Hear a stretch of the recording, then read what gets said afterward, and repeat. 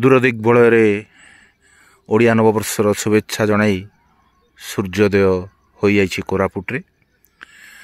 ଆଜିର ଏହି ପବିତ୍ର ଦିବସରେ ସମସ୍ତଙ୍କ ଜୀବନ ଭିତରେ ଅନେକ ଅନ୍ଧକାରକୁ ଦୂର କରି ନୂତନ ସୂର୍ଯ୍ୟ ଉଦ୍ଭାସିତ ହୋଇ ଉଠନ୍ତୁ।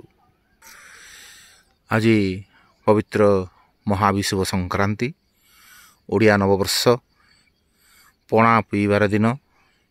ଏହି ପଣାରେ ଯେଉଁ ବିଭିନ୍ନ ଉପାଦାନ ଗୁଡ଼ିକ ଲାଗି ରହିଥାଏ, ସେଗୁଡ଼ିକରେ ଯେମିତି ବିଭିନ୍ନ ଗୁଣ ରହିଛି, ସେହି ଗୁଣଗୁଡ଼ିକର ଅଧିକାରୀ ହେବା ପାଇଁ ଆମ ଭିତରେ ସତତ ପ୍ରଚେଷ୍ଟା ଜାରି ରହୁ। ନୂତନ ଦିଗ୍ବଳୟରେ ନୂତନ ସୂର୍ଯ୍ୟ ଉଦୟ ହେଲା ଭଳି ଆମମାନଙ୍କ ଭିତରେ ଧୈର୍ଯ୍ୟ, ସାହସ, କୃତଜ୍ଞତା, ସମର୍ପଣ ଏହି ଭାବଗୁଡ଼ିକ ଅଳଙ୍କାର ହୋଇ ଉଠୁ।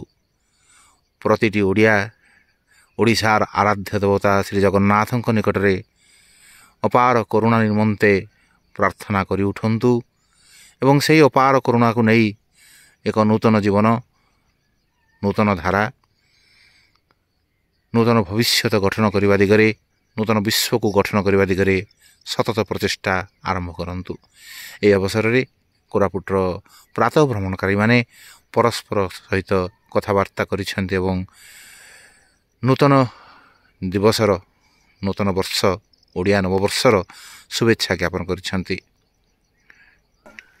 ପ୍ରାତଃ ଭ୍ରମଣକାରୀମାନେ ପରସ୍ପରକୁ ପ୍ରଣାମ ଜଣାଇ ପରସ୍ପର ଭିତରେ ଥିବା ସେହି ଦିବ୍ୟ ସତ୍ତା ପ୍ରତି ଉନ୍ମୁକ୍ତ ହେବା ପାଇଁ ଯେଉଁ ପ୍ରୟାସ ଚାଲିଛି, ସେହି ପ୍ରୟାସ ପାଇଁ ପ୍ରତ୍ୟେକ ଭିତରେ ଥିବା ସେହି ଭଗବତ ସତ୍ତା ପ୍ରତି କୃତଜ୍ଞତା ଜ୍ଞାପନ କରି ଆଜିର ଓଡ଼ିଶା ଦିବସ, ଓଡ଼ିଆ ଦିବସ, ଓଡ଼ିଆ ନବବର୍ଷର ଶୁଭେଚ୍ଛା ପ୍ରଦାନ କରୁଛନ୍ତି। ତେବେ ଆସନ୍ତୁ ଆମେ ଶୁଣିବା ଆଜି ସେମାନେ କ'ଣ ଶୁଭେଚ୍ଛା ଜଣାଉଛନ୍ତି। ଓଡ଼ିଆ ନବବର୍ଷର ଶୁଭେଚ୍ଛା ଜଣାଉଛନ୍ତି। ବିଜୟ ଭାଇ କ'ଣ କହିବେ? ସମସ୍ତଙ୍କୁ ଓଡ଼ିଆ ନବବର୍ଷର ଶୁଭେଚ୍ଛା। ଏହି ବର୍ଷଟି ସମସ୍ତଙ୍କୁ କେମିତି ଠିକ୍ ଭାବରେ ଚାଲିବ, ସେ ଭଗବାନଙ୍କ ପାଖରେ ପ୍ରାର୍ଥନା। ଓଡ଼ିଆ ନବବର୍ଷର ସମସ୍ତଙ୍କୁ ବହୁତ ବହୁତ ଶୁଭେଚ୍ଛା। ଓଡ଼ିଆ ନବବର୍ଷର ସମସ୍ତଙ୍କୁ ଶୁଭେଚ୍ଛା। ଓଡ଼ିଆ ନବବର୍ଷର ସମସ୍ତଙ୍କୁ ଶୁଭେଚ୍ଛା। ଓଡ଼ିଆ ନବବର୍ଷର ସମସ୍ତଙ୍କୁ ଭାଇ ଭଉଣୀମାନଙ୍କୁ ସମସ୍ତଙ୍କୁ ବଡ଼ ଛୋଟ ସବୁକୁ ଶୁଭେଚ୍ଛା। କୋରାପୁଟର ପ୍ରକୃତି ମଧ୍ୟରେ ଏହି ଶୁଭେଚ୍ଛା ଝଙ୍କୃତ ହୋଇଛି। ଆଜିର ସକାଳରେ ହାଲକା କୁହୁଡ଼ି ମଧ୍ୟ ଦେଖାଯାଉଛି। ତା ଉପରେ ମେଘକୁ ପାର କରି ସୂର୍ଯ୍ୟ ଆମ ସମସ୍ତଙ୍କୁ ଉଦ୍ଭାସିତ କରିଛନ୍ତି ତାଙ୍କର ଆଲୋକରେ। ଏହି ପ୍ରାତଃ ସୂର୍ଯ୍ୟ କିରଣର ସମସ୍ତ ଆଭା ଆମ ଭିତରେ ନୂତନ ସମ୍ଭାବନା ଭରିଦେଉ, କୃତଜ୍ଞତା ଭରିଦେଉ, ସମର୍ପଣର ଭାବ ଭରିଦେଉ। ଏହା ହିଁ ଆଜି ଆମେ ପ୍ରାର୍ଥନା କରୁଛେ। ଆପଣଙ୍କର ଜୀବନଟି, ଆପଣଙ୍କର ଆଜି ଦିନଟି ପଣାମୟ ହୋଇ ଉଠୁ, ଏହି ଆଶା କରିବା।